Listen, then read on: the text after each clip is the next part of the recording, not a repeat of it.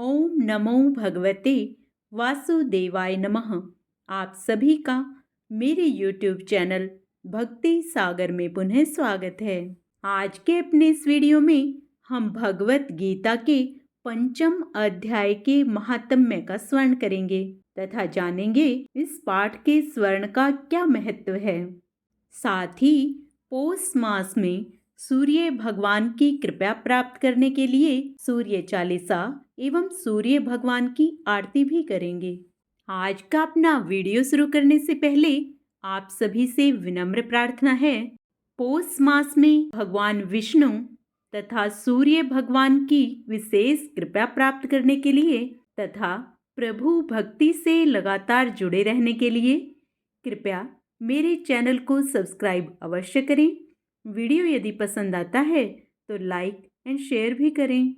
भगवत गीता के अध्याय 5 कर्म संन्यास योग अर्थात त्याग का योग में श्री कृष्ण कर्म संन्यास योग की तुलना कर्म योग से करते हैं।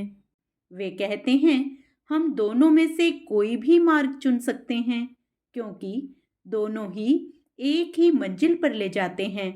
हालांकि वे बताते हैं कि कर्मों का त्याग करना बहुत चुनौतीपूर्ण है और इसे केवल वे ही लोग बिना किसी दोष के कर सकते हैं जिनका मन पर्याप्त रूप से शुद्ध है। मन की शुद्धि केवल भक्ति में काम करके ही प्राप्त की जा सकती है। इसलिए कर्मयोग अधिकांश मानव जाति के लिए अधिक उपयुक्त मार्ग है। शुद्ध बुद्धि वाले कर्मयोगी अपने सांसारिक कर्तव्यों को बिना किसी फल की आसक्ति के करते हैं। वे अपने सभी कर्मों और उनके परिणामों को भगवान को समर्पित करते हैं। जैसे कमल का पत्ता पानी पर तैरता है, वह भी भीगता नहीं है, वैसे ही कर्मयोगी भी पाप से अप्रभावित रहते हैं। वे जानते हैं कि आत्मा इस शरीर में निवास करती है जो 9 द्वारों वाले नगर के समान है। इसलिए वे अपने आप को अपने कर्मों का न तो कर्ता मानते हैं और न ही भोक्ता। समता की दृष्टि से संपन्न वे ब्राह्मण, गायें, हाथी, कुत्ते और कुत्ते को खाने वाले को समान रूप से देखते हैं। परम सत्य में स्थित ऐसे सच्चे ज्ञानी लोग भगवान के समान दोष रहित गुणों का विकास करते हैं। अज्ञानी सांसारिक लोग यह नहीं जानते कि वे अपनी इंद्रियों के विषयों से जो सुख भोगने का प्रयास करते हैं वही उनके दुख का मूल है। कर्मयोगियों को ऐसे सांसारिक सुखों से कोई आनंद नहीं मिलता है। इसके बजाय वे अपने अंदर निवास करने वाले भगवान के आनंद का आनंद लेते हैं। भगवान श्री कृष्ण फिर कर्म संन्यास योग या त्याग के मार्ग का वर्णन करते हैं। वे कहते हैं कि कर्म सन्यासी अनेक तपस्या करके अपने मन, बुद्धि और इंद्रियों को नियंत्रित करते हैं। बाहरी सुखों के बारे में अपने सभी विचारों को बंद करके वे भय, इच्छा और क्रोध से मुक्त हो जाते हैं और अपनी सभी तपस्याओं में ईश्वर की भक्ति को शामिल करके वे दीर्घकालीन शांति प्राप्त करते हैं। भगवान विष्णु ने श्री लक्ष्मी जी से कहा, अब मैं तुम्हें भगवत गीता के 5वें अध्याय की असीम महिमा का वर्णन करूंगा। तुम ध्यानपूर्वक सुनो। मद्र राज्य में कुरु कुत्सपुर नामक एक नगर है। वहां पिंगला नाम का एक ब्राह्मण रहता था। बचपन में उसे कई तरह के ब्राह्मण कर्मों की शिक्षा दी गई और वेदों की भी शिक्षा दी गई, लेकिन उसे पढ़ाई में कोई रुचि नहीं थी। जब वह युवा हुआ तो उसने ब्राह्मण कर्म छोड़ दिए और वाद्य बजाना, गाना बजाना, नृत्य सीखना शुरू कर दिया। धीरे धीरे वह इस अक्षेत्र में इतना प्रसिद्ध हो गया कि राजा ने खुद उसे महल में रहने के लिए आमंत्रित किया। वहां रहते हुए वह धीरे धीरे पापी जीवन में और अधिक पतित होता गया। वह दूसरे पुरुषों की पत्नियों के साथ भोग विलास करने लगा और सभी तरह के पाप कर्मों और नशे में लिप्त हो गया। राजा के साथ घनिष्ठता बढ़ाने के साथ ही उसे अपने पद का बहुत घमंड हो गया। उसे राजा के सामने अकेले में दूसरों की आलोचना करने में विशेष आनंद आता था। पिंगला की एक स्त्री थी जिसका नाम था अरुणा। वह नीच कुल में उत्पन्न हुई थी और कामी पुरुषों के साथ विहार करने की इच्छा से सदा उन्हें ही खोजती रहती थी। उसने अपने पति को अपने मार्ग का कंटक समझकर एक दिन आधी रात में घर के भीतर ही उसका सिर काटकर मार डाला और उसकी लाश को जमीन में गाड़ दिया।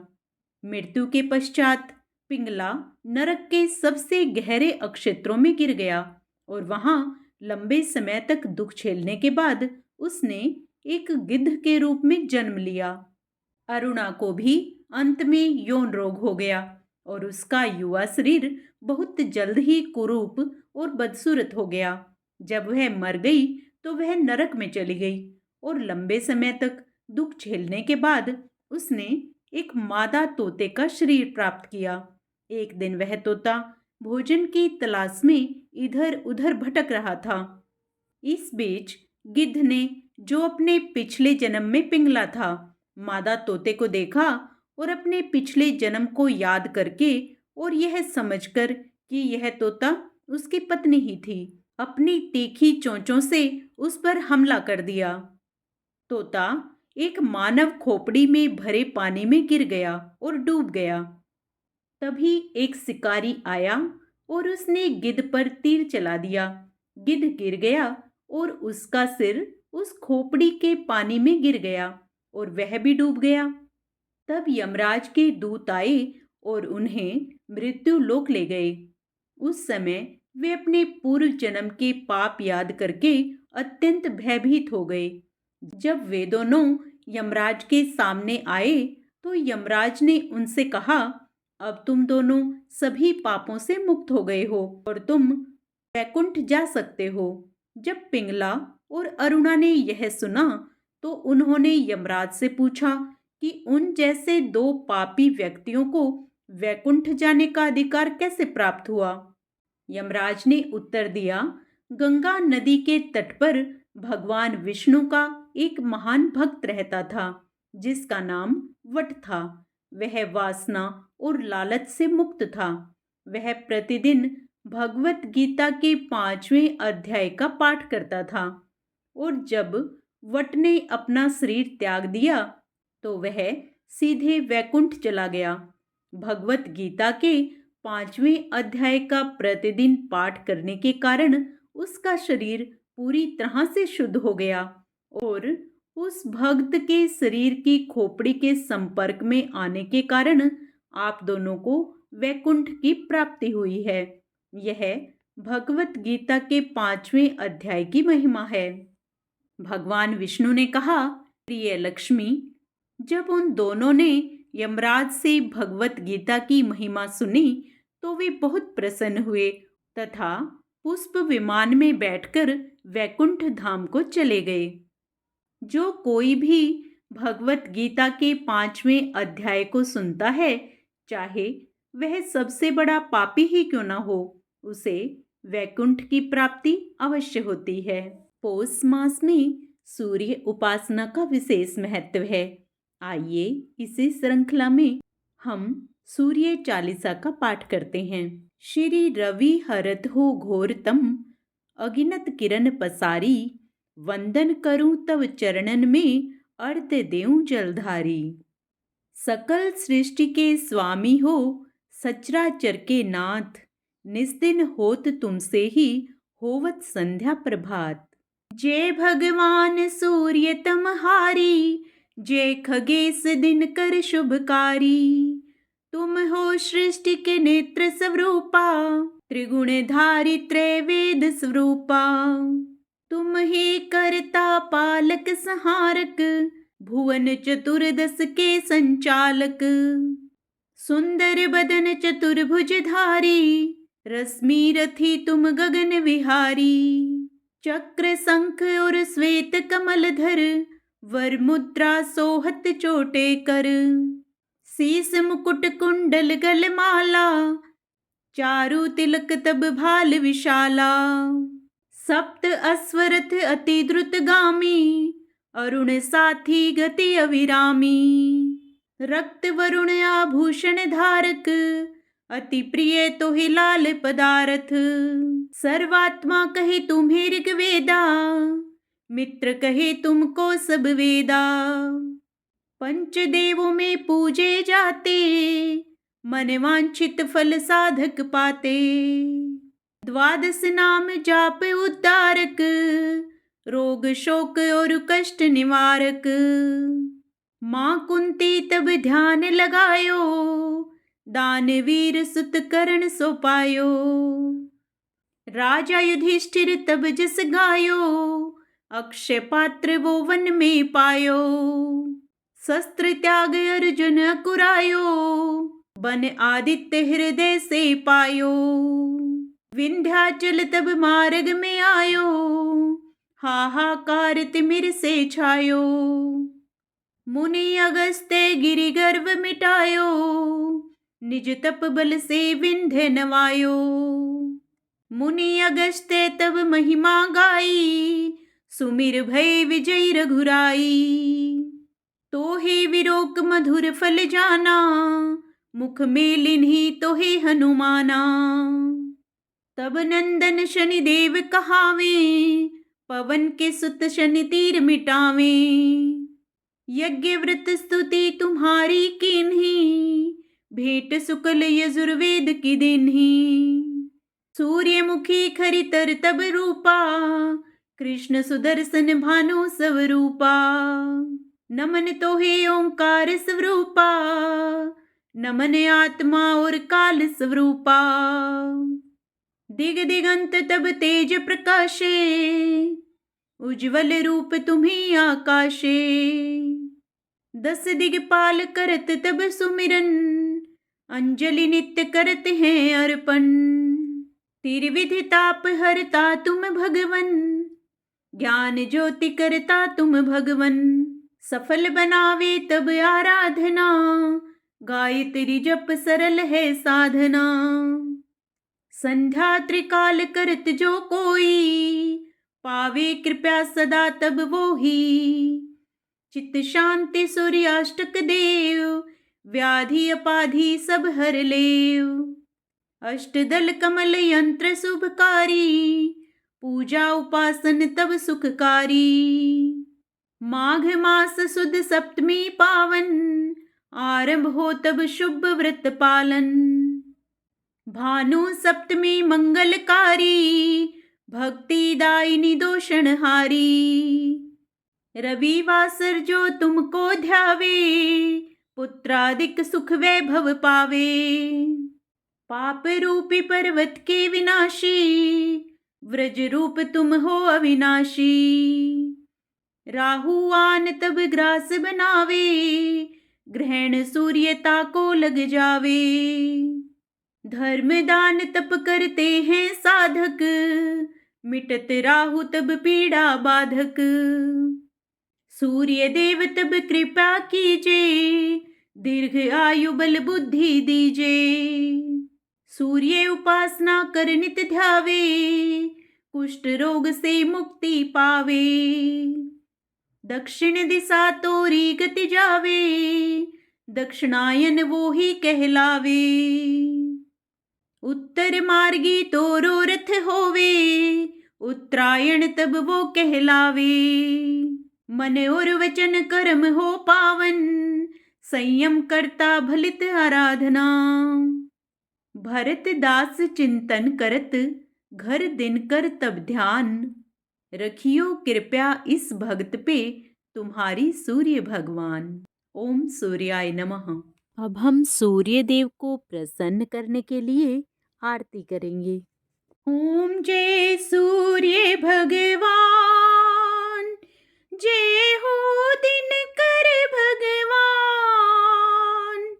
जगत के नेत्र स्वरूपा, तुम हो त्रिगुण स्वरूपा, धरत सब ही तव ध्यान। ओम जय सूर्य भगवान।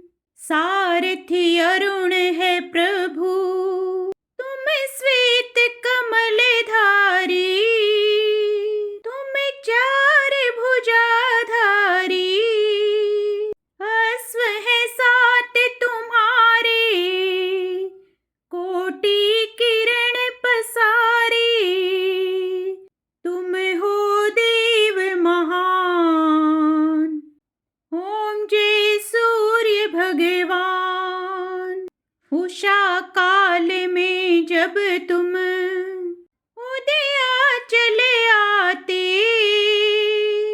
सब तव दर्शन पाते,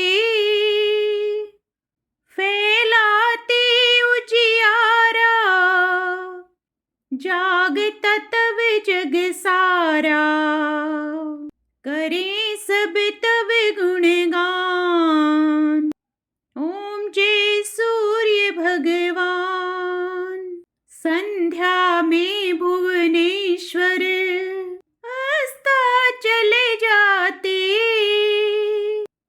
गोधन तब घर आते, गोधूली बेला में हर घर हर आंगन में हो तब महिमा गान। ओम जय सूर्य भगवान। देव दनुज नर नारी, ऋषि मुनिवर भजते, आदित्य हृदय जपते, स्तोत्र ये मंगलकारी, इसकी है रचना न्यारी, दे नव जीवन दान। ओम जय सूर्य भगवान। तुम हो त्रिकाल रचयिता, तुम जग के आधार, महिमा तव अपरम पार। प्राणों का सिंचन करके, प्राणों का सिंचन करके, भक्तों को अपने देते, बल बुद्धि और ज्ञान। ओम जय सूर्य भगवान। भूचर जलचर खेचर, सबके हो प्राण तुम्ही, सब जीवों के प्राण तुम्ही।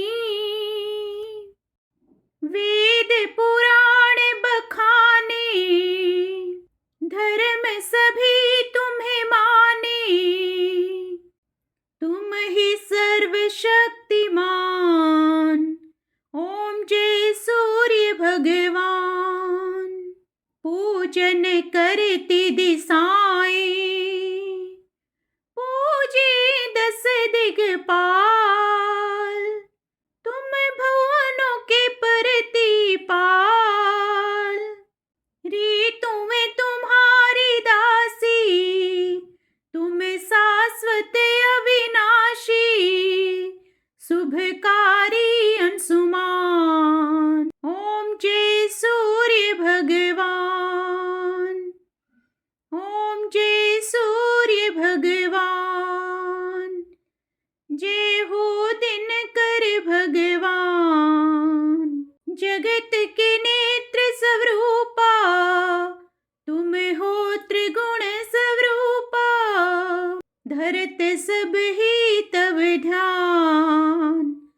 ओम जय सूर्य भगवान। ओम जय सूर्य भगवान। ओम सूर्याय नमः।